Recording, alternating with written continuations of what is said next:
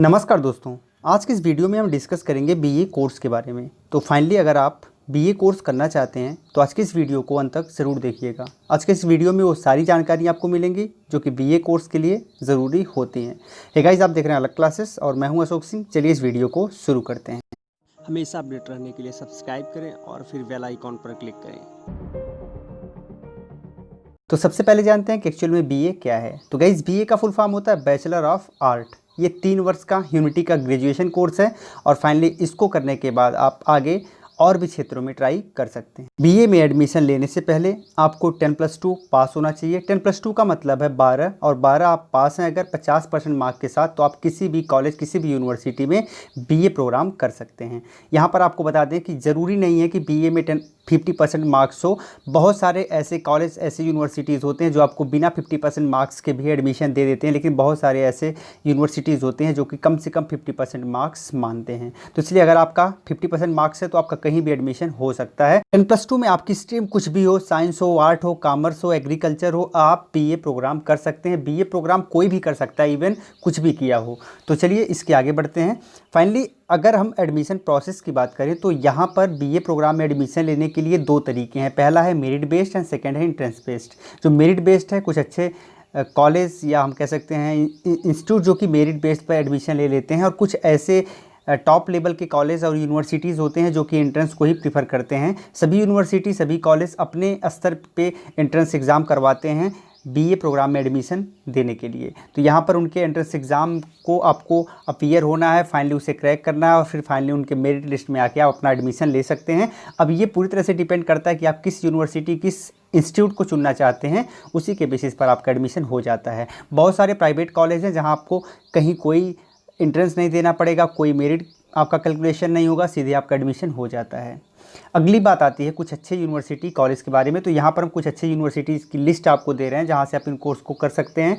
सबसे पहला नाम है जेएनयू, यानी कि जवाहरलाल नेहरू यूनिवर्सिटी, दिल्ली की है। बहुत अच्छी यूनिवर्सिटी, आप यहाँ से इस प्रोग्राम को कंप्लीट कर सकते हैं। सेकंड है दिल्ली यूनिवर्सिटी। थर्ड है बनारस हिंदू यूनिवर्सिटी, आपने नाम तो सुना ही होगा। अगला है अलीगढ़ मुस्लिम यूनिवर्सिटी, ये भी बहुत अच्छी यूनिवर्सिटी मानी जाती है। साथ ही जामिया मिलिया इस्लामिया यूनिवर्सिटी, इलाहाबाद यूनिवर्सिटी, इन सारी यूनिवर्सिटी से आप चाहें तो इस कोर्स को कर सकते हैं, क्योंकि ये सारी की सारी यूनिवर्सिटी बहुत अच्छी यूनिवर्सिटी हैं और आपको काफ़ी अच्छा इंफ्रास्ट्रक्चर भी यहाँ पर मिल पाता है। अगर यहाँ पर हम इनके फ़ीस की बात करें तो पूरी तरह से डिपेंड करता है कि आप किस यूनिवर्सिटी किस कॉलेज में इस कोर्स को कर रहे हैं। बहुत से गवर्नमेंट कॉलेज हैं जो आपको प्रतिवर्ष 1000 से 2000 या 3000 में भी एडमिशन दे देते हैं। हम कह सकते हैं कि लगभग 5 से 7 हज़ार रुपये में पूरा का पूरा कोर्स कंप्लीट हो जाता है। और बहुत सारे इंस्टीट्यूट है जो आपको काफ़ी ज़्यादा पैसे लेते हैं। इवन अगर आप किसी अच्छे यूनिवर्सिटी से कर रहे हो, जैसे बीएचयू से कर रहे हो या फिर आप जेएनयू से कर रहे हो, तो जेएनयू वगैरह में फ़ीस बहुत ज़्यादा कम है। आप बहुत कम फीस में पूरा प्रोग्राम कर सकते हो। और कुछ ऐसे इंस्टीट्यूट भी आपके दिल्ली में हैं, जैसे लेडी श्री राम कॉलेज, वहाँ पर काफ़ी ज़्यादा फीस है। तो इस प्रकार से कुछ इंस्टीट्यूट में बहुत ज़्यादा आपको फ़ीस पे करनी पड़ सकती है। तो फीस पूरी तरह से वेरी करता है इंस्टीट्यूट और यूनिवर्सिटी पर।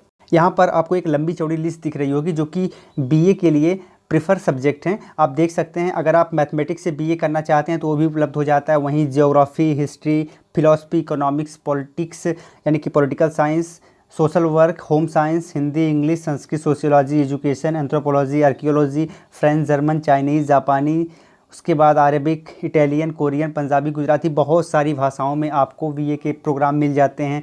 इवन हम कह सकते हैं कि बहुत सारे मानविकी के सब्जेक्ट हैं जो कि इस प्रोग्राम में कवर कर लिए जाते हैं। तो इस हिसाब से देखेंगे तो अब आपको चुनाव करना है कि आप किन सब्जेक्ट से बीए प्रोग्राम में एडमिशन लेना चाहते हैं। बेसिकली ज़्यादातर 3 सब्जेक्ट होते हैं और 3 वर्ष का ये कोर्स होता है, first year, second year, third year. First year second year में आपको 3 सब्जेक्ट लेके पढ़ना पड़ता है, और जैसे ही आप फाइनल ईयर में जाते हो तो आपको 1 सब्जेक्ट छोड़ देना पड़ता है। फाइनली 2 सब्जेक्ट आपको लेना पड़ता है। यहाँ पर आप हमेशा ध्यान रखें कि यहाँ पर सब्जेक्ट कॉम्बिनेशन बहुत ही ज़्यादा मैटर करता है। तो कभी भी एडमिशन लेने के पहले आप सब्जेक्ट कॉम्बिनेशन पर विशेष फोकस करें।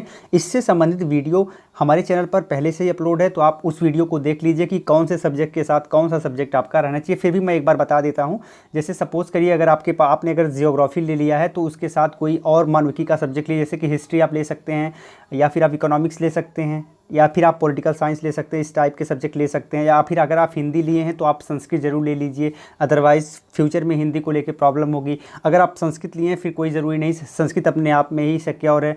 अगर आपने इंग्लिश लिया है तो इंग्लिश के साथ कोई भी चीज़ें रहेंगी तो वो चल जाएगा। तो इस हिसाब से यहाँ पर कॉम्बिनेशन का आपको विशेष फोकस करना पड़ता है। अब बात करते हैं कि बीए करने के बाद और आप क्या कर सकते हैं। तो गाइज जैसे ही आपका बीए कंप्लीट हो जाता है, आप एक ग्रेजुएट स्टूडेंट हो जाते हैं, फाइनली आप किसी भी गवर्नमेंट जॉब को टारगेट कर सकते हैं जो कि ग्रेजुएशन की डिग्री मांगता है। जैसे एसएससी हो गया, बैंकिंग हो गया, इसमें आपको ग्रेजुएशन की डिग्री मांगा जाता है। आप इन एग्ज़ाम्स को दे सकते हैं, आप रेलवे से आने वाले एग्ज़ाम्स को दे सकते हैं, जैसे एनटीपीसी हो गया, और भी बहुत सारे जॉब्स हैं जो कि आपको ग्रेजुएशन पर मिल जाते हैं, जैसे आईएएस हो गया, पीसीएस हो गया। ये सारे के सारे जॉब आपको यहाँ पर ग्रेजुएशन के बाद मिल जाते हैं, जो कि आप बीए करने के बाद इनको फॉलो कर सकते हैं।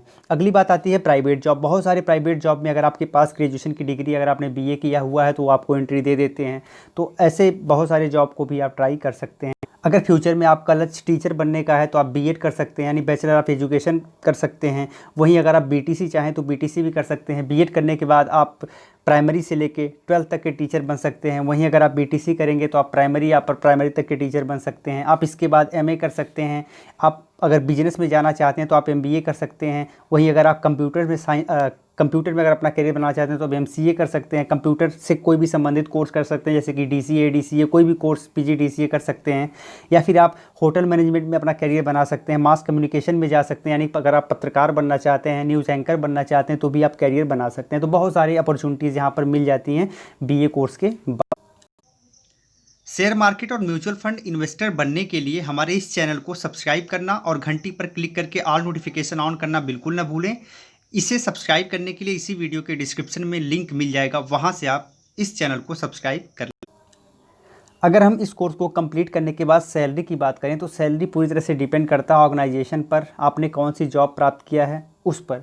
गाइस अगर आप आईएएस बन जाते हो तो बहुत अच्छी सैलरी आपको मिलती है, 50-60 हज़ार रुपये आपको मिल जाते हैं, 70 हज़ार रुपये मिल जाते हैं। पीसीएस बनते हो तो भी आपको अच्छी खासी सैलरी मिल जाती है। वहीं अगर आप टीचर बनते हो फिर भी आपको 40-50 हज़ार रुपये के करीब मिल जाता है। वहीं अगर आप किसी प्राइवेट कंपनी में जाते हो तो स्टार्टिंग में 10 से 15 हज़ार ही आपको मिल पाते हैं। तो पूरी तरह से डिपेंड करता है कि आप कौन से जॉब में जा रहे हो, कौन सा जॉब कर रहे हो।